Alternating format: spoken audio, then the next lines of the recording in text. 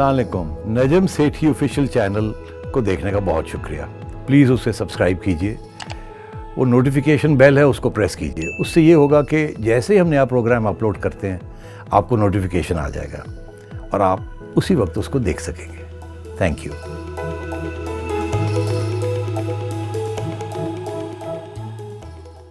अस्सलाम वालेकुम, मैं हूं तमकीनत करीम और हमारे साथ मौजूद हैं नजम सेठी। अस्सलाम वालेकुम। एक रोज़ पहले वज़ीर आज़म इमरान खान साहब ने एक टीवी पर तवील दौरानिए का इंटरव्यू दिया और बहुत सी बातें की हुकूमत की 2 साला कारकर्दगी पर। आज उस इंटरव्यू में जो बातें कही गई उन पे हम सवाल करेंगे सेठी साहब से। जनाब, इतनी बातें उन्होंने की, 1 घंटा 40 मिनट का वो इंटरव्यू था जो बड़ा ही गैर मामूली दौरानिया था। तो सब बातें हुई, मगर जो सबसे पहले उन्होंने बात की, मैं बाकी सारे उस पर तो बात करूंगी जो उन्होंने सारे सवालों के जवाब दिए, लेकिन सबसे पहले जो उन्होंने बड़ी इंटरेस्टिंग बात की वो उन्होंने अपना बैकग्राउंड बताया कि किस तरह जब वो 11 साल के थे तो उन्होंने सोच लिया था कि वो एक दिन टेस्ट क्रिकेट में आएंगे। मतलब वो अपने सेल्फ बिलीफ यानी कि खुद पे यकीन की बात कर रहे थे और वो बने। और उसके बाद उन्होंने कहा कि मैं क्रिकेट में कामयाबी हासिल करूंगा, वो उन्होंने की। फिर उन्होंने कहा कि मेरा ये था ख्वाब कि वो शौकत खानम में बनाऊं, वो उन्होंने बड़ी कामयाबी से बड़ा ज़बरदस्त वो भी कर लिया। फिर उन्होंने कहा कि मैं सियासत में जब मैंने फ़ैसला किया कि आऊँगा और एक दिन मैं प्राइम मिनिस्टर बनूँगा, वो भी बन गए वो। अब वो कहते हैं कि इसी ये खुद पे यकीन जो है उनका, वो उससे मुश्किलात से और सारी चीज़ों से निकल जाएंगे, इसलिए घबराना नहीं। तो वाकई अगर हम ये ट्रैक रिकॉर्ड देखें सेठी साहब, तो उनकी ये जो सारी सक्सेसेस हैं वो इस बात का प्रूफ है कि वो उनकी खुद पे जो यकीन है वो उनको लेके जाएगा इससे बाहर। देखिए, इसमें तो कोई शक नहीं है कि जब वो क्रिकेट खेलना चाहते थे, एक पैशन था, तो वो कामयाब हुए। वो कहते हैं ऑफ हिज ओन बैट, अपने बल्ले से। फिर वो कप्तान भी बने अपने बल्ले से, टॉप क्लास बॉलर भी बने अपने बल्ले से, जैसे ऑफ द बैट, अंग्रेजी का मुहावरा। जी जी। शौकत खानम बनाया ऑफ हिज ओन बैट, किसी से कोई एड नहीं ली, अपने भाग दौड़ करके पैसे इकट्ठे किए, ये बनाया, कोई शक ही नहीं। फिर वो कहते हैं कि 14 साल मेरी एक तवील जदोजहद थी सियासी, और उसका अब नतीजा ये है कि मैं आज प्राइम मिनिस्टर हूँ। तो इशारा यही कर रहे हैं कि पहली बात, 2 बातें कह रहे हैं ना। एक बात तो ये कह रहे हैं कि मैं अपने में इतना यकीन रखता हूँ और अपनी कामयाबी जो है वो मेरी मेरिट के ऊपर है, क्योंकि मैं मेहनत करता हूँ, अपने में यकीन रखता हूँ सब, और उसी से मेरी कामयाबी होती है। मगर इसमें एक छोटा सा मसला आ गया, वो ये कि 14 साल तो इन्होंने सियासी जदोजहद की, कहीं नहीं ना पहुँचे।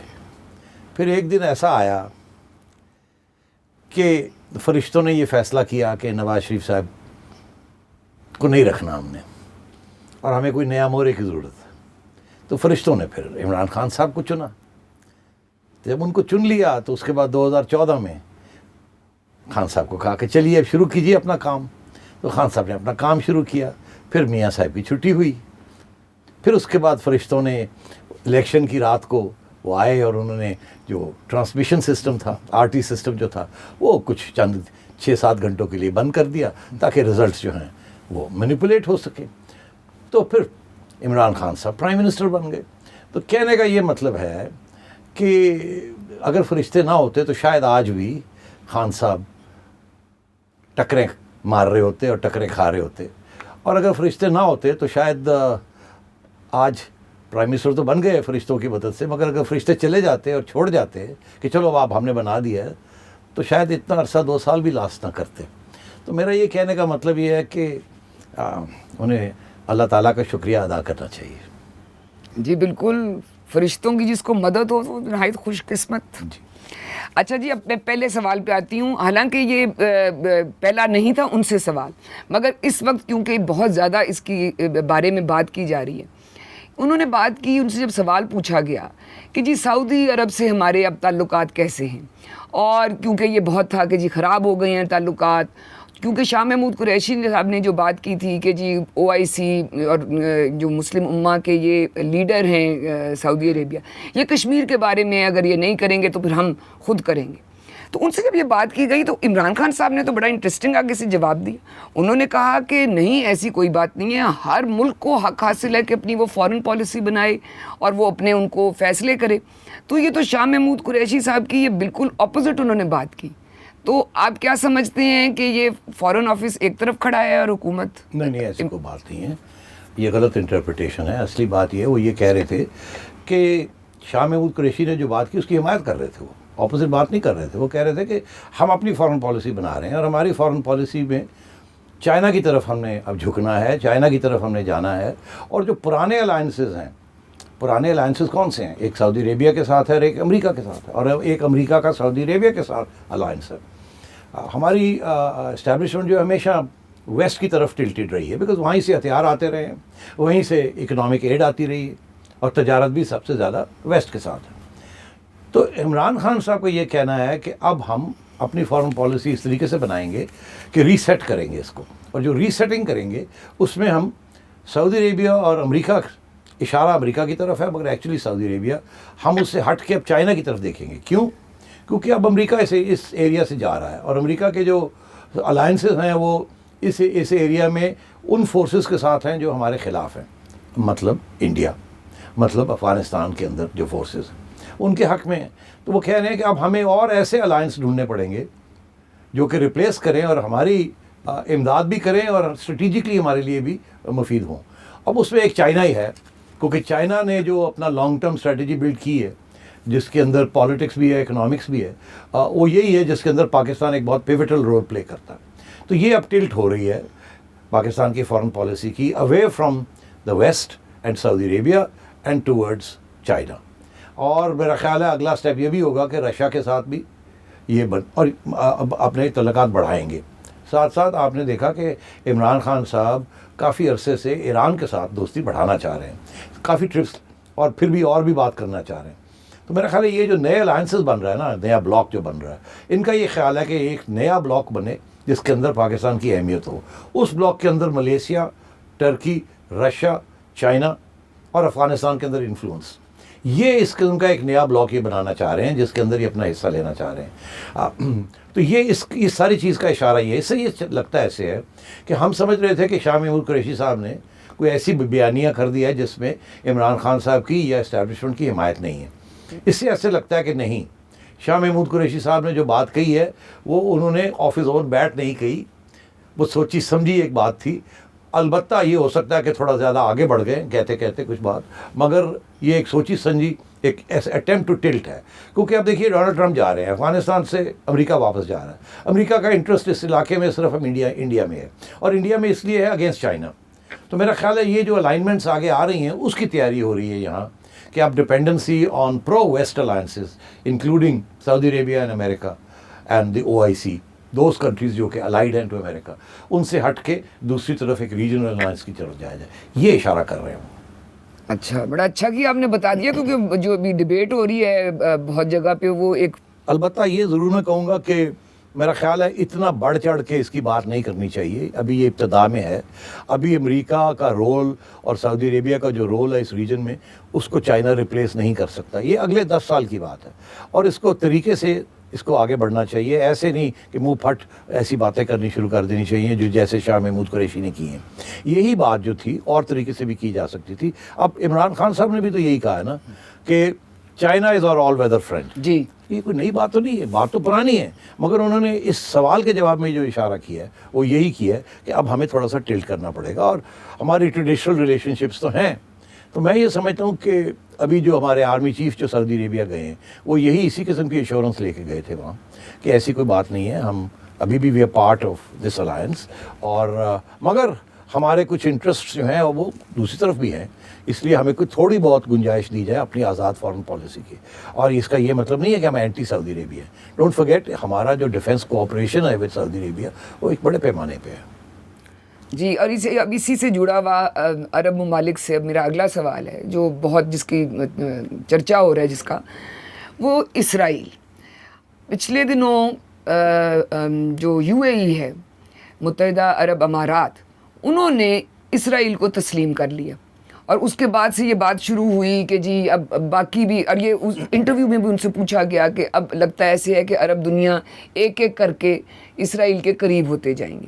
تو کیا اس پہ آپ کا موقف ہے؟ وزیر اعظم سے پوچھا گیا, انہوں نے کہا کہ میرا بالکل دو ٹوک موقف ہے کہ جب تک فلسطین کی ریاست نہیں بنتی ہم اسرائیل کو تسلیم کسی صورت نہیں کریں گے اور اس کے ساتھ نہیں کریں گے. آپ اب جو یہ بات کر رہے ہیں, یہ ساری یہ انڈیپینڈنٹ فارن پالیسی اور یہ ساری, اس کے اندر آپ کا خیال ہے کہ یہ اس موقف پہ ٹکے رہیں گے یا یہاں بھی کوئی فلیکسیبلٹی کی گنجائش ہے؟ دیکھیے, میں آپ کو اندر کی بات بتاتا ہوں.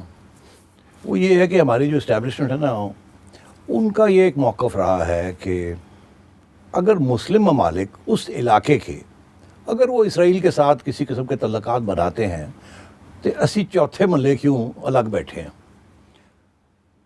اب الگ بیٹھنا چوتھے ملے, ان کا یہ اسیسمنٹ ہے کہ یار اسرائیل انڈیا کے ساتھ بہت کلوز ہو گیا, انڈیا کو ہیلپ کر رہا ہے, انٹیلیجنس میں ہیلپ کر رہا ہے, ٹریننگ میں ہیلپ کر رہا ہے, سب چیزوں میں ہیلپ کر رہا ہے, اور وہ ڈس ایڈوانٹیج پاکستان کا ہو جاتا ہے بیکاز انڈیا, امریکہ جو ہے وہ پاکستان کو ڈائریکٹ ہیلپ کرتا ہے اور انڈیا کو وایا اسرائیل کرتا ہے. وہ جو بیلنس ہے اسٹریٹجک ملٹری بیلنس جو ہے وہ اپسیٹ ہو جاتا ہے.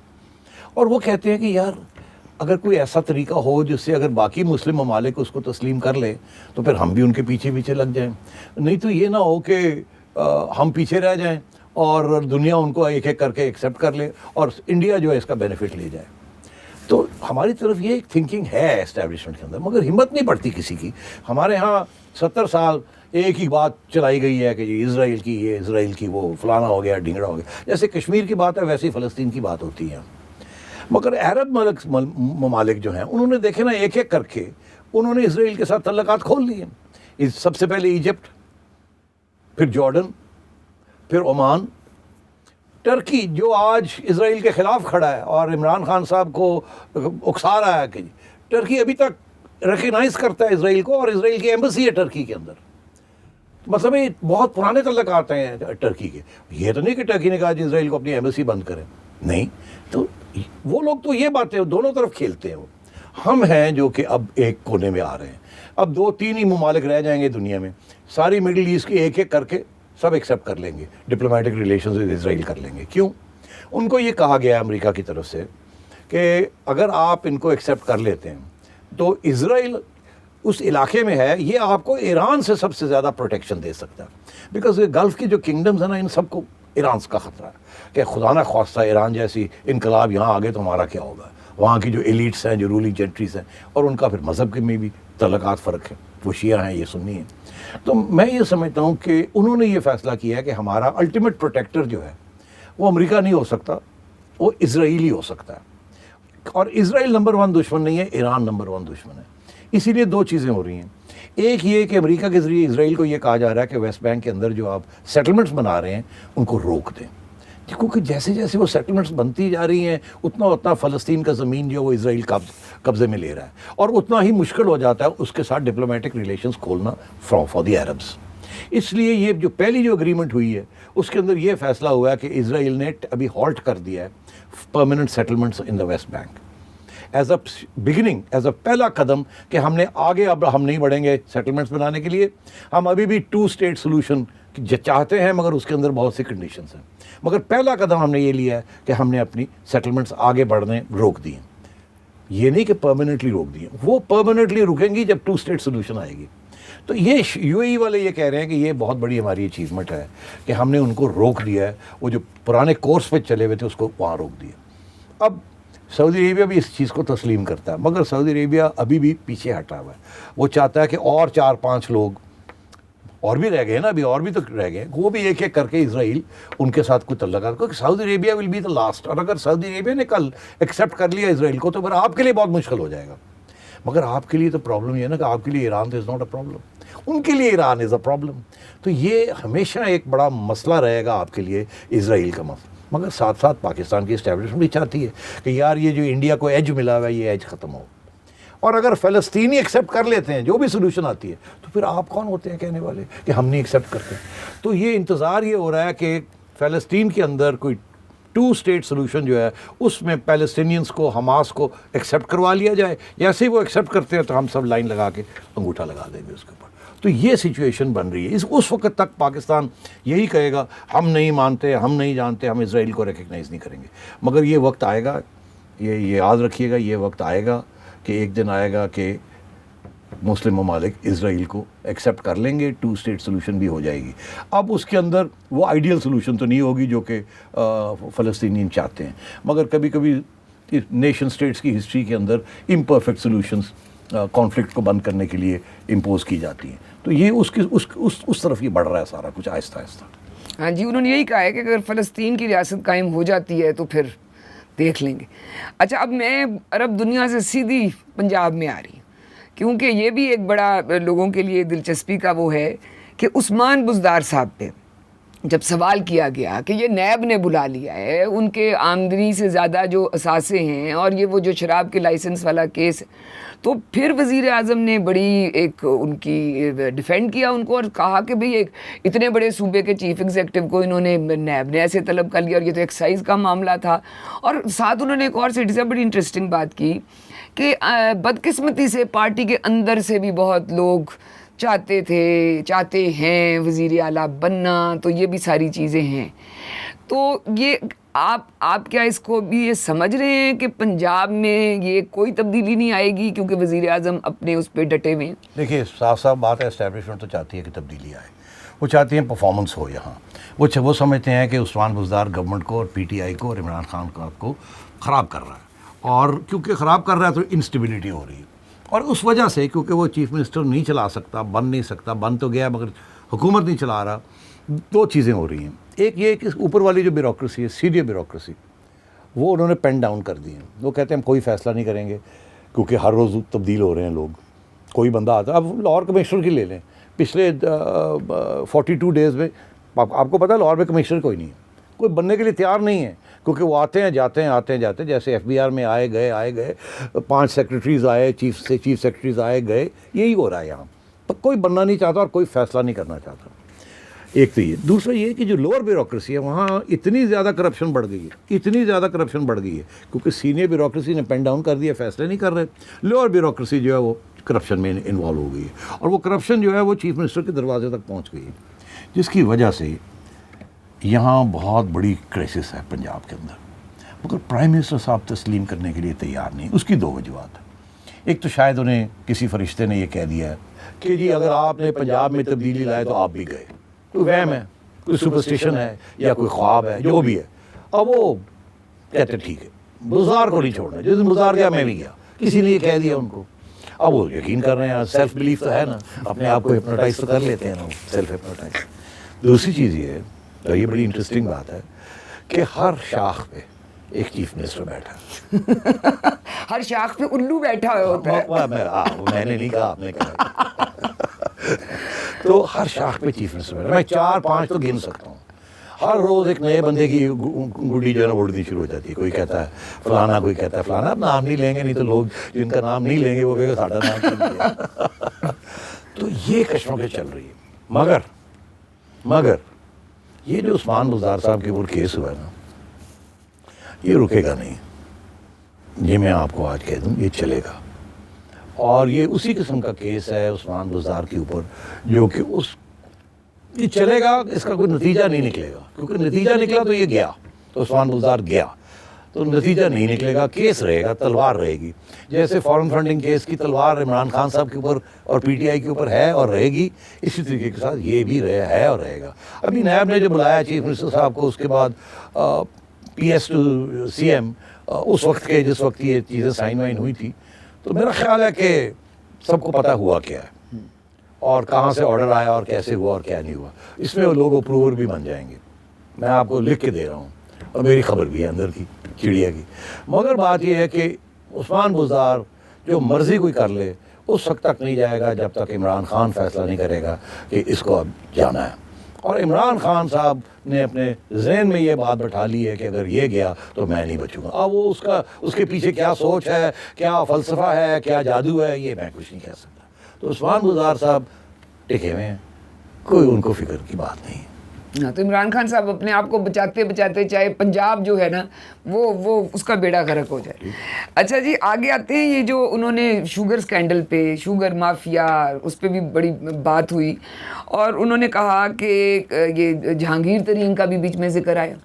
تو خان صاحب نے کہا پہلے تو انہوں نے وہی والی بات پہلے کی کہ جی یہ کس طرح سے مافیا کس طرح سے ہر سیاسی جماعت کے اندر یہ لوگ بیٹھے ہوئے ہیں جو یہ سیاسی جو شوگر مافیا کا حصہ ہیں. اور ان کا مجھے بڑا افسوس ہوا جب وہ کمیشن کی رپورٹ میں جہانگیر ترین صاحب کا نام آیا. مجھے بڑا افسوس ہوا.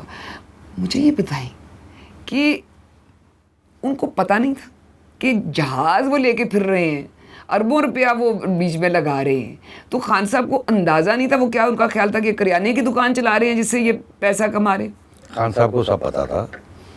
خان صاحب کو اس بات کا بھی پتا تھا کہ شوگر کو سبسڈی دی جاتی ہے, سب سے زیادہ سبسڈی اس گروپ کو ملتی ہے جس کا سب سے بڑا حصہ ہے. خان صاحب کو یہ بھی پتا تھا کہ سبسڈی ایکسپورٹ کے اوپر ملتی ہے اور بہت سی ایکسپورٹ جو ہے وہ ہوتی نہیں ہے, کاغذی کارروائی ہوتی ہے. فار ایگزامپل شوگر رپورٹ میں لکھا ہے کہ افغانستان ایکسپورٹ ہوئی ہے, وہ نہیں ہوئی. افغانستان میں شوگر کی اتنی ریکوائرمنٹ نہیں ہے کہ وہاں آپ ایکسپورٹ کریں. کاغذی کارروائی ہوئی ہے کہ ٹرک میں اتنے کراس کر گیا, بارڈر واپس آ گیا, ٹرک میں کیا تھا کیا نہیں تھا, کاغذ کیسے, سب پتہ ہے. یہ کچھ چھپی ہوئی بات نہیں ہوتی. مگر جہانگیر ترین صاحب ایک اے ٹی ایم رہے ہیں پی ٹی آئی کے, اس میں کوئی شک ہی نہیں ہے. اور عمران خان صاحب خود تسلیم کرتے ہیں کہ ان سے بہت متاثر رہے ہیں. کہتے ہیں بڑا کیپبل آدمی ہے. وہ کہتے ہیں سب سے زیادہ جس نے جد و جہد میں میری مدد کی ہے وہ جہانگیر ترین. اور ان کو کہتے ہیں مجھے تکلیف ہوئی ہے یہ سب, مگر میں کیا کرتا, مجھے تو کسی کو بچانا نہیں ہے, سب کے اب ایکول ہے. یہاں تک تو بات صحیح ہے. مگر بات یہ ہے کہ یہ جو ساری سبسڈی کا معاملہ ہوا اور جو شوگر پرائسز بڑھی, ایشو تو یہ بنا نا یہاں سے یہ سب کچھ شروع ہوا.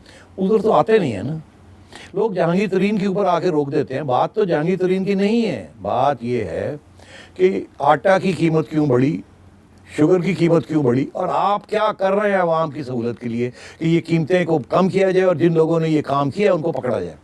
سوال تو یہ ہے اس کی طرف, اور سوال یہی تھا پوسٹ کا. مگر جواب نہیں ملا نا. جواب جہانگیر ترین کے اوپر ادھر ادھر ہو کے اور وہ فارغ ہو گئے اور یہ کہہ دیا کہ جی میں کیا کرتا, وہ ٹھیک ہے میرے بڑے قریب تھے مگر میں کسی کو پروٹیکٹ نہیں کرنا چاہتا, میری تو کوئی فیملی نہیں ہے, میری کوئی فرینڈس نہیں ہیں. فیملی تو نہیں ہے, فرینڈس تو بھرے ہوئے ہیں نا. فرینڈس تو کرونیز بڈیز فرینڈس وہ تو بھرے ہوئے ہیں نا. تو وہ تو پہلی غلط بیانی. ایک اور غلط بیانی اور بہت بڑی غلط بیانی, اور یہ ایک تسلسل غلط بیانی خان صاحب کر رہے ہیں کہ دیکھیے جی ہماری ریاست ایلیٹ کیپچر ہو گئی. جی elite capture, elite capture, elite capture, elite capture, یہ ایلیٹوں نے یہ کر دیا, ایلیٹوں نے یہ کر دیا, عوام پس کے یہ ہو گیا وہ. بھائی صاحب ساری ایلیٹ تو آپ کی کابینہ میں بیٹھی, ساری ایلیٹ آپ کی پارلیمنٹ میں بیٹھی, اور وہ پی ٹی آئی کے اندر ہے, باقی سیاسی جماعتوں میں بھی ہے. مگر ایلیٹ پی ٹی آئی بھی تو اب ایلیٹ کی پارٹی ہو گئی نا. آپ گن سکتے ہیں وہ لوگ جو ایلیٹ کا حصہ نہیں ہیں. باقی تو سارے جو لوٹے آئے ہیں وہ ایلیٹ ہی کے تھے نا. ابھی کابینہ کے اندر آپ گن لیجئے 45 لوگ ہیں یا 50 لوگ ہیں, میں سمجھتا ہوں ان میں سے صرف 10 لوگ ہیں جو ایلیٹ کے نہیں ہیں, باقی سارے ایلیٹ کے. منسٹر آف کامرس ایلیٹ کا ہے, minister of national food security elite کا ہے, فارن منسٹر ایلیٹ کا ہے. میں گنتا جاؤں گا, میں کہاں رکوں گا. ٹھیک ہے, ایگریکلچر کا منسٹر ایلیٹ کا ہے, یہاں بھی وہی حال ہے. اچھا تو اب بات یہ ہے کہ یہ کہہ رہا ہے ایلیٹ کیپچر, تو بھئی اگر ایلیٹ کیپچر ہے اور ایلیٹ کو ختم کرنا ہے تو کابینہ سے تو نکالیں, پارلیمنٹ سے تو نکالیں. اور یہی آپ نے دیکھا جو لوگ نان ایلیٹ کے لوگ جو پارلیمنٹ میں آئے ہیں, جو خواہ وہ ایسے پی ایمز ہوں, اسپیشل اسسٹنٹس ہوں, یا وہ ایم این ایز ہوں یا ایم پی ایز ہوں, ان کا یہی تو رونا ہے کہ ہم کہاں گئے, آپ تو لے گئے اپنے دوستوں کو, آپ تو لے گئے ایلیٹ والوں کو. جہانگیر ترین جو لوگوں کو لے کے آیا تھا ساؤتھ پنجاب سے, وہ سارے ایلیٹ کے تھے جی, جن کی وجہ سے پنجاب کی حکومت بنی اور نیشنل اسمبلی کے اندر ووٹ پورا ملا. تو بات یہ ہے کہ ایک جہانگیر ترین کے ادھر ادھر ہونے سے یہ نہیں ہوتا کہ ایلیٹ کیپچر ختم ہو گیا. اگر ایلیٹ نے کیپچر کیا ہوا ہے تو عمران خان اس ایلیٹ کو سپورٹ کر رہا ہے, اس ایلیٹ کے بیسس کے اوپر کھڑا ہے اور اس کے خلاف کوئی ایکشن نہیں لے رہا. فل سٹاپ. جی وہ کہہ رہے ہیں نہیں ہم مافیا کے خلاف جنگ لڑ رہے ہیں, اس کو بڑا ٹائم لگتا ہے, یہ راتوں رات نہیں ہوتے. تو مافیا اندر بٹھا کے جیسے آپ کہہ رہے ہیں تو مافیا سے تو نہیں لڑا جا سکتا نا. اچھا آتے ہیں اب یہ کراچی, پھر یہ بہت بڑا یہ بنا ہوا ہے مسئلہ. اس پہ ان سے پوچھا گیا کہ آپ کو اتنی سیٹیں ملی ہیں ادھر سے کراچی سے اور کراچی کا بیڑا غرق ہوا اور آپ نے اس کے بارے میں کوئی کچھ کیا نہیں. تو مجھے بڑی عجیب بات لگی, اگر میں ہوسٹ کی جگہ ہوتی تو میں تو ان سے ضرور پوچھتی. انہوں نے کہا کہ لوکل باڈیز جو ان سے ہیں, جو بلدیاتی ادارہ ہے, اس کو آنا چاہیے اور دوبارہ سے قائم ہونا چاہیے. اور اس کے لیے میں سپریم کورٹ میں بھی گیا ہوں. تو میں ان سے یہ پوچھتی ہوں, اور میں آپ سے بھی پوچھتی ہوں, کہ جہاں اپنی حکومت ہے, پنجاب میں تو انہوں نے بلدیاتی ادارے ختم کر دیے اور وہاں وہ سپریم کورٹ میں گئے ہوئے ہیں, تو یہ کیا تضاد ہے پھر؟ یہ وہی ایلیٹ کیپچر کا تضاد ہے. اب آپ نے اتنا لیڈنگ کویسچن کر دیا, اب اس کا جواب تھوڑا آبویس ہے کہ پنجاب میں انہوں نے نہیں کیا نا لوکل باڈی الیکشن. جی. کیوں نہیں کیا؟ اسی لیے نہیں کیا کہ نون لیگ جیت جائے گی, اور جو پہلے تھے ان کو فارغ کر دیا. فارغ کیا نا. تو کہا کہ اپنے آرڈیننس لا رہے ہیں, لائے بھی ہیں, اس کو امپلیمنٹ نہیں کر رہے. تو سندھ کے خلاف تو جانے کے لیے تیار ہیں کیونکہ سندھ میں ان کی حکومت نہیں ہے, اور ان کا یہ خیال ہے کہ وہاں پیپلز پارٹی کے خلاف ایک مواد کھڑا ہو گیا ہے. لوگ اینٹی پیپلز پارٹی ہو گئے ہیں بیکاز وہاں کی پیپلز پارٹی کی حکومت کی کارکردگی کوئی خاص اچھی نہیں ہے, اور کراچی میں تو ویسے ہی اس کی پیپلز پارٹی کا ووٹ نہیں ہے. جی. تو اگر وہاں لوکل باڈی ہو جائے تو کراچی جو ہے اس میں کوئی شک ہی نہیں ہے, وہ پی ٹی آئی لے جائے گی.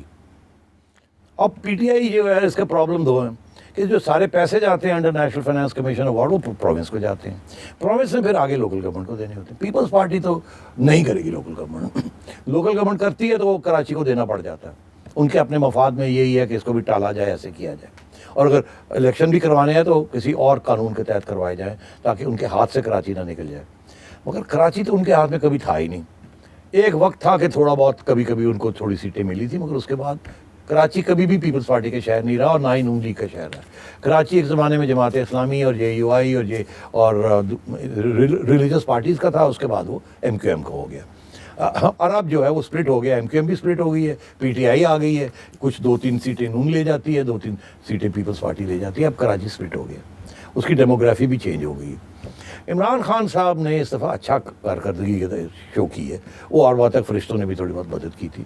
مگر اس پہ کوئی شک نہیں ہے کہ اگر آج الیکشن ہو کراچی میں تو پیپلز پارٹی کو کچھ نہیں ملے گا, پی ٹی آئی کو زیادہ کچھ ملے گا. مگر اس کا فائدہ کیا اگر وہاں لوکل باڈی اور فنڈز نہیں ہوں گے, اور فنڈز پروونشل گورنمنٹ نے آنے ہیں, فیڈرل گورنمنٹ نہیں ڈائریکٹلی دے سکتی. تو یہ این ایف سی ایوارڈ کا یہی تو پرابلم بنا ہوا ہے. اب اس لیے یہ چینج کرنا چاہ رہے ہیں, یہ چاہ رہے ہیں کہ جی فیصلہ ہو جائے سینٹر میں کہ اگر 10 روپے جانے ہیں پروونس میں تو اس میں سے 7 روپے لوکل گورنمنٹ کو جانے چاہیے, یا 4 روپے یا 5 روپے, اور جو ٹیکسز ہیں فیڈرل, پروونشل اور لوکل, یہ کلیئر کٹ سارے ڈیمارکیشن ہو جائے تاکہ لوکل گورنمنٹ جو ہے اس کو امپاور کیا جائے. یاد رہے تمکرت کہ لوکل گورنمنٹ کے اوپر جو توجہ دی جاتی ہے وہ جمہوریت میں دی جاتی ہے, مگر ہمارے ہاں جمہوری رواج کے اندر لوکل گورنمنٹ کو نہیں دی جاتی, فیڈرل اور پروونشل گورنمنٹ کو دی جاتی ہے. اور لوکل گورنمنٹ کو کون تسلیم کرتا ہے یا کون چاہتا ہے کہ لوکل گورنمنٹ ابھرے؟ فوجی امریت. جب بھی فوجی آئے ہیں, ڈائریکٹ آئے ہیں, انہوں نے لوکل گورنمنٹ کو توجہ دی ہے. وہ سمجھتے ہیں کہ اوپر پاور ہو اور نیچے پاور ہو, درمیان میں کچھ نہ ہو, اور جو نیچے والے ہیں وہ ڈپینڈنٹ ہوں اوپر والوں کے اوپر ٹوٹلی. تو اس لیے آپ نے دیکھا ایوب خان کے زمانے میں بی ڈیز بنے, ضیاء کے زمانے میں آپ نے دیکھا non party elections, local government آ گئی, اور مشرف صاحب نے بھی, ان کے بھی وہ جنرل صاحب تھے, آپ کو یاد ہوگا, انہوں نے بھی ایک نیا لوکل باڈی کا یہ بنایا. تو یہ جو بہت سارے سیاستدان آج آپ دیکھ رہے ہیں یہ فوجیوں نے بنائے ہوئے ہیں ڈیورنگ دا لوکل باڈی ایرا, وہاں سے اٹھائے ہیں. اس لیے ان کی جو لائلٹیز ہیں, ایونچوئل لائلٹیز جو ہیں وہ اسٹیبلشمنٹ کے ساتھ ہیں. تو یہی سب چاہتے ہیں کہ اسٹیبلشمنٹ جو ہے via federal government and local government ملک کو کنٹرول کرے. پروونسز کے اندر لینڈ لارڈز آ جاتے ہیں جو کہ کبھی کبھی ان کی اپنی سیاسی مجبوریاں بھی ہوتی ہیں, اور اس طریقے سے یہ پرابلم چل رہا ہے. ایک طرف پروونشل اٹانومی کا پرابلم, دوسری طرف اسٹرانگ فیڈریشن کی ریکوائرمنٹ, تیسری طرف پریفری کے اوپر اٹانومس موومنٹس اور اٹانومی, اور اب سو کالڈ سب نیشنلزم ابھر رہی ہے. اس قسم کے ٹینشنز کے اندر یہ ملک پھنسا ہوا ہے. تو یعنی کہ ابھی کراچی کا تو کوئی مستقبل نزدیک میں کوئی مسئلے کا حل نہیں. کہہ رہے ہیں نا کہ جی ہم نے کمیٹی بنا لی ہے جس کے اندر 3 لوگ بیٹھیں گے, ایم کیو ایم بھی بیٹھے گی, پی ٹی آئی بھی بیٹھے گی, پی پی پارٹی بھی بیٹھے گی, یہی باتیں ہو رہی ہیں نا. ہاں تو وہ تو مراد علی شاہ صاحب نے کہہ دیا ہے ایسی کوئی کمیٹی نہیں ہے. ہاں پیسے تو انہوں نے دینے ہیں اور نمبر کوئی اور لگا جائے گا, تو کیسے وہ مانیں گے؟ یہ انفارچونیٹلی پھر یہاں یہ بھی باتیں ہو رہی ہیں. ایک طرف دھمکی دی جا رہی ہے اگر آپ نہیں کریں گے تو ہم گورننس رول لگا دیں گے. اگر گورننس رول لگا دیا پھر تو مرضی کر لیں. دوسری طرف یہ بھی دھمکی دی جا رہی ہے کہ ٹھیک ہے پھر ہم کچھ سوچتے ہیں کوئی قانون سوچتے ہیں جس پہ کراچی میٹروپولیٹن ایریا جو ہے اس کو ایک جیسے اسلام آباد میٹروپولیٹن ایریا ایک ہے ایز اے کیپٹل الگ ہے, اسی طریقے کے ساتھ کراچی کی بھی الگ ایک حیثیت کر دی جائے, فیڈرل ٹیریٹری بنا دیا جائے. سندھ یہ کبھی نہیں مانے گا, اور سندھ سے مراد یہ پیپلز پارٹی نہیں مانے گی, سندھی نیشنلسٹ یہ بات نہیں مانیں گے, اور فساد کی جڑ بن جائے گی, خون خرابہ ہو سکتا ہے اس کو. اللہ رحم. آپ کو یاد نہیں لینگویج کے اوپر کتنا کچھ ہوا تھا 1970s میں, یاد ہے آپ کو؟ جی جی. تو لوگوں بچوں کو تو نہیں یاد, جو مگر ہمیں تو یاد ہے نا کہ جب بھی اس قسم کی کوئی چیز ہوتی ہے جس کا ایتھنیسٹی یا لینگویج کے ساتھ تعلق ہوتا ہے, وہاں ایموشنز بڑے پاورفل ہوتے ہیں اور وہاں خون خرابے کا امکان ہوتا ہے. اور بہت امپورٹنٹ, فورن پارز ان پانی کے اندر, اس سمندر کے اندر فشنگ کرتے ہیں. دیکھیے آج کل کیا ہو رہا ہے, ابھی آپ نے خبر سنی ہے کہ ٹی ٹی پی کے 3 مختلف حصے تھے, تینوں یونائٹ ہو گئے. 3 ٹی ٹی پی کے مختلف حصے, تحریک طالبان کے حصے جو کہ افغانستان میں ہیں, انہوں نے اتحاد کر لیا. اس کا کیا مطلب ہے؟ وہ پاکستان کے اندر اب کارروائی شروع ہوگی نا, ٹیررزم شروع ہوگی. ادھر بلوچستان کے اندر ایک سو کالڈ لبریشن موومنٹ چل رہا ہے. ان کی مدد کون کر رہا ہے؟ کل کو اگر خدا نخواستہ سندھ کے ایسا کوئی انہوں نے کام کیا تو سندھی نیشنلسٹ بھی جو ہیں ان کو بھی دانا ڈالنے والا وہی پاور ہوگا جو اس کو ہم انڈیا کہتے ہیں, جس کا انٹرسٹ ہے کہ ہمیں ڈیسٹیبلائز کیا جائے. تو ایک تو وہ ٹی ٹی پی کا آپ سے انتظار کریے, ان کی اٹیکس بڑھیں گی. ادھر بلوچستان کے اندر آپ دیکھ ہی رہے ہیں. اور اب اگر انہوں نے اس قسم کی کوئی حرکت کی جس سے سندھی نیشنلسٹ اور سندھی مڈل کلاس ایلینیٹ ہو جاتی ہے, خفا ہو جاتی ہے, ناراض ہو جاتی ہے, تو پھر انڈیا وہاں بھی دانے پھینکنا شروع کرے گا. تو بڑی خطرناک سچویشن ہے. It's not just party political, یہ نیشنل سیکورٹی کے ایشوز ہیں. یعنی کہ ان کو اس طرف دھکیلا نہ جائے اور ان کو انگیج کیا جائے. اچھا اب آتی ہوں میں جہاں وہ بڑی اپنی سکسیس کامیابی کلیم کر رہے ہیں کہ انرجی سیکٹر پہ انہوں نے کہا کہ جی بہت بڑا مسئلہ ہے. ان سے پوچھا گیا اور یہ ایک جو آئی پی پیز کے ساتھ جو نیا معاہدہ ہوا ہے وہ ایک وہ بڑی اپنی کامیابی اس کو قرار دیتے ہیں کہ کس طرح سے وہ جو ہے سرکولر ڈیٹ اور اس کو سارا ہم ڈیل کریں گے کیونکہ ہم بجلی کی قیمت نیچے لے کے آئیں گے. تو پھر ان سے یہی پوچھا گیا کہ آئی پی پی تو اتنا چھوٹا حصہ ہے اس کا, اصل تو زیادہ بڑا حصہ تو پبلک سیکٹر ہے, تو یہ کس طرح سے آپ کریں گے؟ تو وہ وہاں بھی کہہ رہے ہیں ہم بڑا زبردست اس کا پلان تیار کیا ہوا ہے اور بہت جلد آپ کو خوشخبری سنائیں گے اور لے کے آئیں گے. دیکھیے ہر جگہ پہ جب بھی انہیں کوئی سوال پوچھا جاتا ہے کہ آپ نے کیا کیا, آگے سے جواب یہی ملتا ہے ہم پلان بنا رہے ہیں. میں دیکھ رہا تھا ان کے انٹرویو, پورا 1.25 گھنٹے بیٹھنا پڑا کیونکہ آپ نے کہا تھا بولنا پڑے گا, تو میں نے کہا سن لیا ساری باتیں. ہر جگہ پہ پلان بن رہا ہے, پلان بنا رہے ہیں, میٹنگ میں ہیں, میٹنگز ہو رہی ہیں, پلانز بن رہے ہیں, اس کا بھی پلان آ رہا ہے, اس کا بھی پلان آ رہا ہے. ابھی بہت بڑے تیر مار لیے انہوں نے کہ جی ہم نے آئی پی پیز کو پکڑ کے یہاں سے پکڑ کے گچی کوڑ کے بٹھا دیا ہے, چلو اپنے ریٹس کم کرو. مطلب یہ کہ پیپلز پارٹی گورنمنٹ اور نون لیگ نے جو آئی پی پیز کے ساتھ معاہدے کیے تھے وہ ریٹس زیادہ دے دیے تھے. یہی کہتے ہیں نا جی کہ جی ریٹ زیادہ دے دیے, نقصان عوام کا ہو گیا, پیسے جیب میں ڈال گئے کمیشنز میں. یہ الزام ہے جس کی وجہ سے پھر سرکولر ڈیٹ بننی شروع ہوگی کیونکہ گورنمنٹ پے نہیں کر سکی. اب سوال یہ کھڑا ہوتا ہے, 2 سوال کھڑے ہوتے ہیں نا. ایک تو یہ کہ یہ پہلی دفعہ نہیں ہے کہ آئی پی پیز کو آپ نے گچی گوڑ کے ان سے کم کروایا. جیسے ہی مشرف صاحب آئے تھے, سب سے پہلے جب نواز شریف صاحب آئے محترمہ کی گورنمنٹ کے بعد 94 کے بعد 97 میں, تو نواز شریف صاحب کی گورنمنٹ نے بھی آئی پی پیز کو بلایا اور کہا کہ یار آپ لوگوں نے بڑے گپلے کیے ہیں, ریٹس کم کریں. کچھ تھوڑا بہت منوا لیا ان کو, ان کے کچھ پیسے دینے تھے وہ دے کے اپنے ریٹس گروا لیے. اس کے بعد کچھ آئی پی پیز نواز صاحب کے زمانے میں بھی لگے, پھر مشرف صاحب آئے, انہوں نے پھر پکڑ لیا. مجھے یاد ہے اس وقت کے جو نیب کے ہیڈ تھے وہ انہوں نے آئی پی پیز کو بلا لیا اور ہب کو وغیرہ کے ان کو جیلوں میں بھی ڈال دیا اور ان سے بھی کچھ رعایت لے لی مار پیٹ کے. پھر ایک دو نے ان کو دھمکی دی کہ آپ اگر ہمیں ایسے کریں گے تو ہم چلے جائیں گے انٹرنیشنل کورٹ, تو پھر پیچھے ہٹ گئے. تو جو چھوٹے تھے وہ بیچارے پریشر میں آ گئے, جو بڑے تھے انہوں نے کہا کر کے تو دیکھو. اس کے بعد انویسٹمنٹ ہی بند ہو گئی آئی پی پیز میں. انہوں نے کہا یہاں تو ساورن گارنٹیز جو ہیں وہ بھی پکڑ کے لے جاتے ہیں اور وہ بھی مانتے نہیں ہیں, انویسٹمنٹ آنی بند ہو گئی. پھر انہوں نے جو نواز شریف صاحب آئے تو انہوں نے اب توجہ دی چائنا کی طرف کہ چلو جی چائنا سے لے لیتے ہیں. اب چائنا سے جو ساری امداد آ رہی ہے فار پاور پروجیکٹس یا انفراسٹرکچر پروجیکٹس, سب سے انٹرسٹنگ بات یہ ہے کہ وہ اس کے ڈیٹیلز نہیں دکھائے جا رہے. عمران خان صاحب جب اپوزیشن میں تھے تو کہتے تھے کہ جو ٹرمز ہیں یہ بڑی مہنگی ٹرمز کے اوپر آپ چائنا کے ساتھ یہ کر رہے ہیں, یہ کیسے ہم ان کو واپس کریں گے, یہ انفیزیبل ہے, یہ ناٹ پروفیٹیبل ہے, اس پہ کک بیکس ہیں. اور شہباز شریف صاحب کہتے تھے یہ ہماری ریکوائرمنٹ ہے کہ ان کے جو کانٹریکٹس ہیں وہ ہم بتائیں گے نہیں, ہم کہ اس کے اندر کیا ٹرمز ہیں.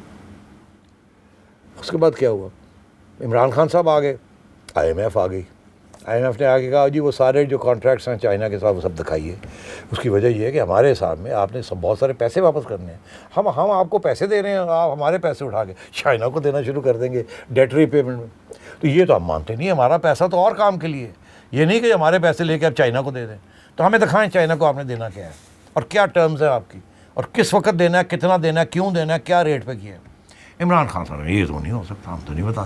چائنا کا دفعہ بالکل نہیں دسنا, یہ چائنا کے بہت بڑے انویسٹمنٹس ہیں. اب یہ پرابلم بن گیا ان کے لیے. اب چائنا کے ساتھ بھی جو ڈیلز ہو رہی ہیں, سپیک کی ڈیلز ہو رہی ہیں, دوسری ڈیلز ہو رہی ہیں, وہاں بھی بائی دا وے کوئی ٹرانسپیرنسی نہیں ہے. مگر اس میں کوئی شک نہیں ہے کہ اب ان کی یہ کوشش ہے کہ تھوڑی سی بہتر نیگوسیشن کی جائے. مگر جو پرانی چیزیں ہیں اس کے اوپر تو بالکل پردہ ڈال دیا گیا ہے. بیکاز اگر وہ کھولیں گے تو جو آگے جو چائنا کے ساتھ اسٹریٹجک ریلیشن شپ بنانے جا رہے ہیں وہ فارغ ہو جائے گی. تو اس لیے یہ ان کا ایک پرابلم بنا ہوا ہے. سپیک کی بات بھی کی نا انہوں نے, جی میں سپیک کی بات بھی کی. تو اب انرجی کے اوپر یہ ہوا کہ کہہ رہے ہیں کہ جی ہم نے بہت بڑا تیر مارا ہے, IPPs سے ہم نے منوا لیا کہ اپنے ریٹس گرائیں. مگر جو بات نہیں بتائی, جو کہ ایک حقیقت ہے کہ IPPs نے کہا اچھا اوکے چلو نیگوشیٹ کر لیتے ہیں, کچھ کرتے ہیں کچھ, مگر ہمارے جو آپ نے پیسے دینے ہیں وہ تو دیں. انہوں نے کہا ہاں اس کے اوپر بھی بات کرو. کہ نہیں, وہ پری کنڈیشن ہے, ہمارے پیسے جو آپ نے دینے ہیں وہ دیں, پھر ہم اپنے ریٹس جو ہے اس کے ساتھ لنک کرتے ہیں کہ ہم ریٹ اپنا گرائیں گے, آپ ہمارے پیسے دیں. ابھی آپ نے کہا کہ جو سرکولر ڈیٹ ہے اس کا چھوٹا حصہ ہے IPPs کا, ایسی بات نہیں ہے. سرکولر ڈیٹ عمران خان صاحب کے آنے سے پہلے کوئی 1,000 ارب روپے کی تھی جی, اب وہ 2,500 ارب روپے کی سرکولر ڈیٹ ہو گئی. 2 سال کے اندر ڈبل ہو گئی. یہ کیسے ہوا؟ 2 سال کے اندر ڈیٹ ڈبل ہو گئی. تو اب مسئلہ یہ ہے کہ اس ڈیٹ کے اندر IPPs جو ہیں ان کی آدھی جو ڈیٹ ہے وہ IPPs کی ہے. اب سوال یہ ہے کہ یہ تو کیسے دیں گے IPPs کو پیسے؟ تو یہ پلان تو بن رہا ہے, ٹانگیں بھی ان کی پکڑ لی, ایک تو چپیڑا بھی مارتی ہونی ہے, دھمکی بھی دیتی توڑو ایسی نہیں تیسی چک دیں گے, پھٹے چک دیں گے, یہ کر دیں گے وہ کر دیں گے. مگر ہوا کیا؟ انہوں نے کہا ٹھیک ہے ہمارے پیسے تو دیں. اب وہ پیسے کہاں سے آئیں گے؟ پیسے تو ہے نہیں. 2 سال کے اندر total revenue of the federal bureau of revenue 1 پیسہ نہیں بڑھا. پہلے انہوں نے کہا جی کہ اگلے سال 5,500 بلین روپیز, 5,500 ارب روپے کا ریونیو آئے گا. پھر انہوں نے کہا نہیں جی 5,000 کا آئے گا, پھر کہا نہیں 4,500 کا آئے گا. پتہ لگا اس سال 1 پیسہ نہیں بڑھا. پیسے تو ہے نہیں, تو یہ سرکولر ڈیٹ کیسے ختم کریں گے؟ تو پھر سوال کھڑا ہوا اسی انٹرویو کے اندر, جی پرائیویٹائز کیوں نہیں کر رہے آپ؟ آپ نے کہا تھا پرائیویٹائز کریں گے, چیزیں بیچیں, جو لاس میکنگ یونٹس ہیں ان کو تو بیچیں, پیسے اکٹھے کر کے لوگوں کے جو پیسے دینے ہیں دیں. وہ بھی نہیں. آگے سے جواب یہ ملا ابھی حالات ٹھیک نہیں ہے, ابھی تو معیشت گری ہوئی ہے, ابھی کون خریدے گا, کوئی خریدنے والا نہیں ہے. ارے بھائی خریدنے والے بڑے لوگ ہوتے ہیں, آپ تیاری تو کریں مگر ہمت نہیں پڑتی. کل کو اس کے اوپر ایشوز کھڑے ہو جائیں گے کہ یہاں کیا ہوا اور یہ کیا ہوا, اور ان کو کرنا بھی نہیں آتا. تو میں سمجھتا ہوں اس قسم کی بات ہے, یہ اتنا بڑا کوئی تیر نہیں ہے. یہ جب ہوگا تو ہم دیکھیں گے. اس کے دوسرا ایک پہلو ہے, وہ یہ ہے کہ جی صرف یہ ریٹس کی بات تو نہیں ہے نا, ٹرانسمیشن لاسز کی بات بھی ہے, ڈسٹریبیوشن ایکسپینسز کی بھی بات ہے, ٹرانسمیشن سسٹم کی بھی بات ہے, ان پیڈ انوائسز کی بھی بات ہے, تھیفٹ کی بھی بات ہے, جو کہ گورنمنٹ کے کھاتے میں آتا ہے. یہ جو ڈسکورس تھی ان کو پرائیویٹائز کرنا تھا, اور ان کو کہنا تھا کہ بھئی اپنے جو پیسے آپ نے لینے ہیں لوگوں سے وہ خود لیں, وہ نہیں پرائیویٹائز ہو رہی. وہ ان کی ایفیشنسی 92% تھی, ان کے زمانے میں 88% پہ آ گئی. نون لیگ چھوڑ کے گئی تھی, 92% انوائسز آ رہی تھی, ان کے زمانے میں 88 پہ آ گئی, گرتی جا رہی. اگر حکومت چلے گی نہیں, اگر انکمپیٹنس ہوگا تو پھر اسی قسم کے ڈیڈ لاکس بننے شروع ہوں گے, لوگ پیسے دینے سے انکار کر دیں گے. کراچی میں کیا ہوا, یہ کیسے کولیپس کی ہے, اسی طریقے سے کولیپس کی ہے نا. تو میں یہ سمجھتا ہوں کہ اس گورنمنٹ کی جو نیت ہے, نیت کے پرانے زمانے میں کہتے تھے جنت جانا کہ نیت بڑی اچھی ہوتی ہے, جنت جانا جنت, مگر راستے میں پھر غلطی ہو جاتی ہے تو جنت بھی آپ پہنچ سکتے ہیں. تو یہ اسی قسم کا سلسلہ ہے. نیت اپنی جگہ, کارکردگی زیرو, اور اس کی وجہ سے راستہ جو ہے جنت کا وہ جہنم کی طرف لے جا رہا ہے ان کو. نہ کریں جی, وہاں سے میں یو ٹرن لے کے واپس لے کے آئے. اچھا, یہ ایک انہوں نے اور چیز کا کریڈٹ لیا, اور وہ ہے کہ کرنٹ ڈیفیسٹ. انہوں نے کہا کہ وہ اتنا بڑا ہمارا سکسیس ہے کہ جی ہم نے اتنا اس کو نیچے لے کے آ گئے ہیں. تو یہاں تو ماننے نا سر جی. کیسے مانوں؟ پہلی بات تو یہ ہے کہ مجھے بتائیں کہ پاکستان کی آبادی ہے کیا 250 ملین کی، اتنی ہے نا، 22 کروڑ، 22-23 کروڑ 22-23 کروڑ میں سے کتنے لوگ ہوں گے؟ میرا خیال ہے 100 لوگ ہوں گے، 200 300 400 500 1000 جن کو پتا ہے یہ کرنٹ اکاؤنٹ ڈیفیسٹ ہوتی کیا ہے اور اس کا کیا تعلق ہے عوام کی بہتری کے لیے یا خوشحالی کے لیے. میرا خیال ہے بہت سے لوگوں کو پتہ ہی نہیں ہے کرنٹ اکاؤنٹ ڈیفیسٹ. میرا خیال ہے عمران خان صاحب کو خود نہیں پتا تھا، اب جا کے ان کو سکھایا گیا ہے. اور اسی لیے جب وہ کرنٹ اکاؤنٹ ڈیفیسٹ کی بات کرتے ہیں نا، جلدی سے کر کے نکلتے ہیں وہاں سے باہر کہ یار کوئی گڑبڑی نہ کر دوں. یہ کرنٹ اکاؤنٹ ڈیفیسٹ کیا ہے؟ کیا تھی رہی ہے کرنٹ اکاؤنٹ ڈیفیسٹ؟ یہ ہے کہ جی جو پیسے آپ کو آ رہے ہیں باہر سے، ایکسپورٹس کرتے ہیں آپ، فارن ریمیٹنسز، فارن انویسٹمنٹ، وہ 100 روپے آئے. جو پیسے باہر جا رہے ہیں وہ ڈیٹ پیمنٹس جا رہی ہیں اور امپورٹس خرید رہے ہیں نا باہر سے چیزیں، ان کے درمیان جو گیپ ہوتا ہے وہ فل کرنا ہوتا ہے. اب اگر 100 روپے کی چیزیں باہر جا رہی ہیں اور 200 روپے کی چیزیں اندر آ رہی ہیں تو 100 روپیہ جو دینا ہے وہ کہاں سے آئے گا؟ وہ جب نہیں آئے گا تو پھر کیا کریں گے؟ پھر آپ اور قرضے لیں گے، پھر اور قرضے لیں گے. تو یہ جو گیپ ہوتا ہے جتنا کم ہو اتنا ایک معیشت کے لیے اچھا ہوتا ہے. یہاں تک تو بات سمجھ آئی. مگر یہ کہتے ہیں جی یہ جو گیپ ہے ہم نے کم کر دیا ہے تو ہمیں آپ شاباش کریں. دراصل یہ گیپ ان کے کسی کارکردگی سے یا پالیسی سے نہیں ہوا کم، یہ گیپ ہے فیلئر ہے نا ان کا، جو اس کی وجہ سے یہ گیپ کم ہو گیا. کامیابی نہیں، فیلئر. فیلئر کیا ہے؟ ایکسپورٹس ایک دھیلا نہیں بڑھی، 1% بھی ایکسپورٹس نہیں بڑھی. ڈی ویلیویشن 30% کی ڈی ویلیویشن ہو گئی. انفلیشن ڈبل ڈیجٹس چڑھ رہی ہے. لوگوں کی جیبوں میں ان امپلائمنٹ 25 ملین لوگ ان امپلائڈ ہو گئے ہیں پاکستان میں پچھلے 2 سال میں. انڈسٹری بند ہو رہی ہے، لوگوں کی جیبیں خالی ہو رہی ہیں، پریشان ہو گئی قوم، مہنگائی بڑھ گئی ہے. اگر کسی کی آمدن، آپ کی آمدن 100 روپے تھی اور 100 روپے میں سے وہ 10 چیزیں خرید سکتے تھے، آج آپ کی آمدن 100 نہیں 75 روپے رہ گئی ہے اور اس میں سے آپ 2 ہی چیزیں خرید سکتے ہیں کیونکہ چیزیں بھی مہنگی ہوگی، آپ کی آمدن بھی کم ہوگی. اب اس کی وجہ سے امپورٹس گر گئی ہیں. اب خریدنے کے لیے پیسے ہی کوئی نہیں تو امپورٹ کون خریدے گا؟ جو پہلے آپ جیم خریدنے جاتے تھے 200 روپے کی ڈبی تھی، ٹین تھا، تو اب وہ 400 روپے کا ہو گیا. تو آپ نے کہا میں نہیں خرید سکتی. آپ کی انکم بھی کم ہو گئی ہے، قیمتیں بھی بڑھ گئی ہیں. تو اکانومی جو فیل کر رہی ہے، ملازمتیں ہاتھ سے جا رہی ہیں، انفلیشن بڑھ رہی ہے، یہ ان کی پالیسیز کی وجہ سے ہے. اس کی وجہ سے آپ نے خرید و فروخت بند ہو گئی ہے.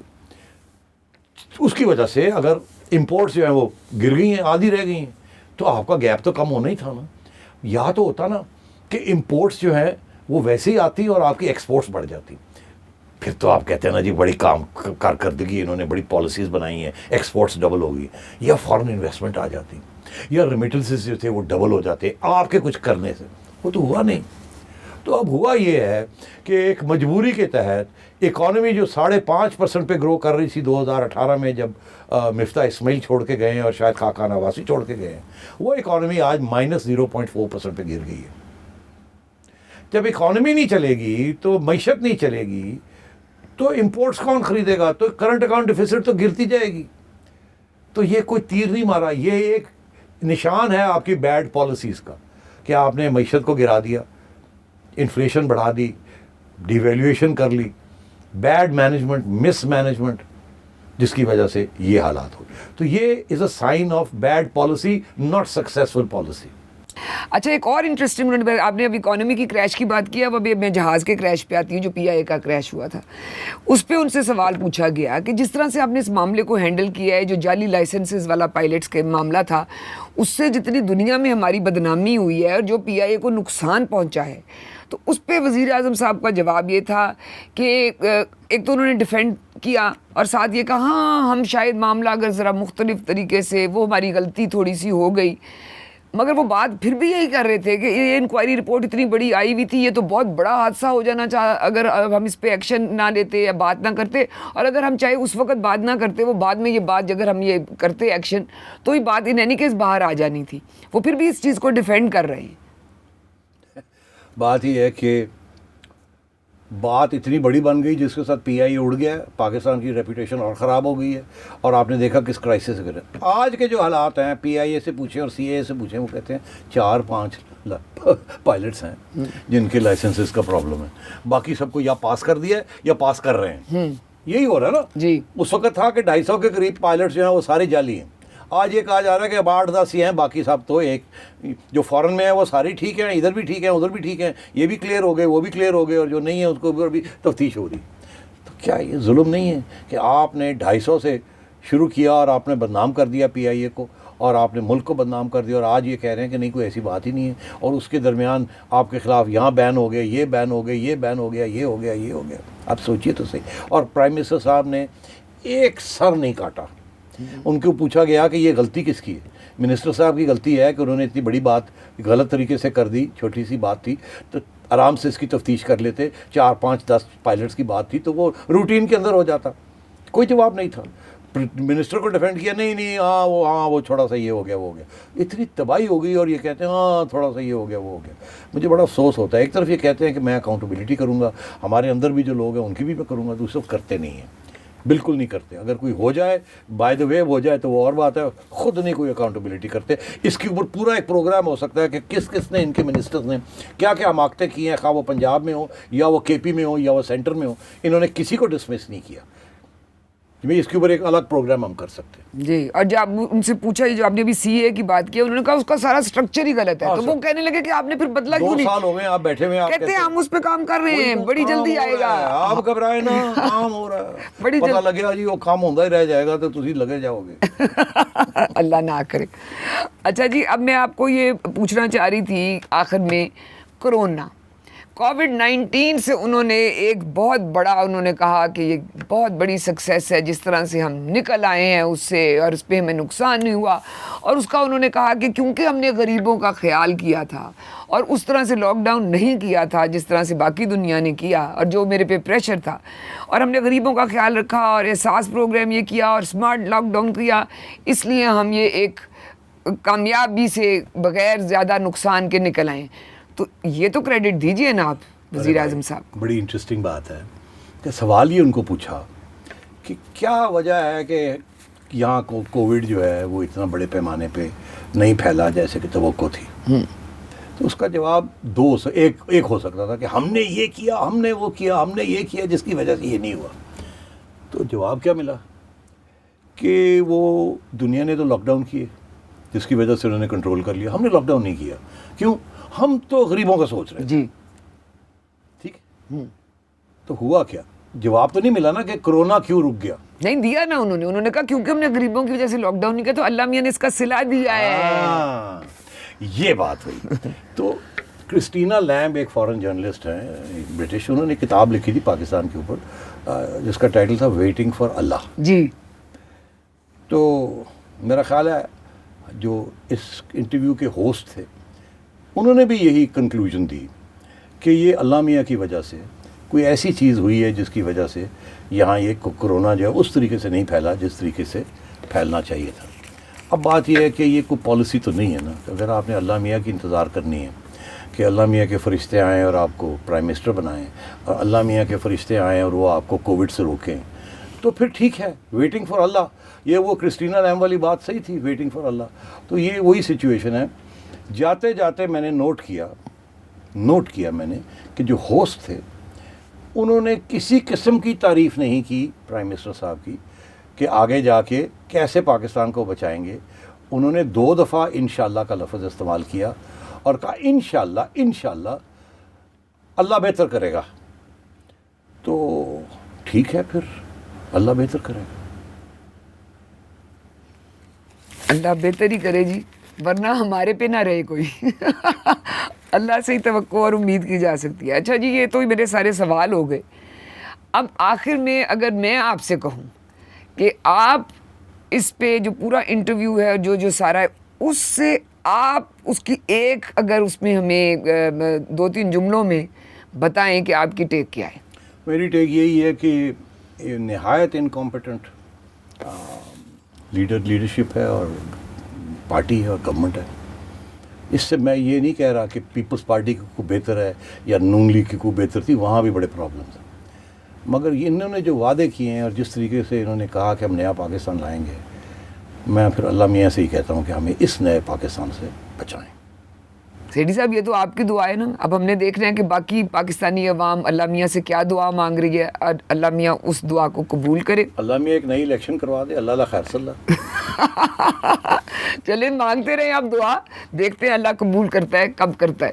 تو یہ تو تھا تحریک انصاف کی حکومت کی 2 سالہ کارکردگی پر جو خان صاحب نے رپورٹ کارڈ دیا ہے, اس پہ سیٹھی صاحب کا رپورٹ کارڈ. اب ہم نے دیکھنا ہے کہ سیٹھی صاحب اگلی دفعہ ہمارے کب قابو آتے ہیں تو ہم ان سے دوبارہ تجزیہ لیں. پھر آپ سے ملاقات ہوگی. خدا حافظ.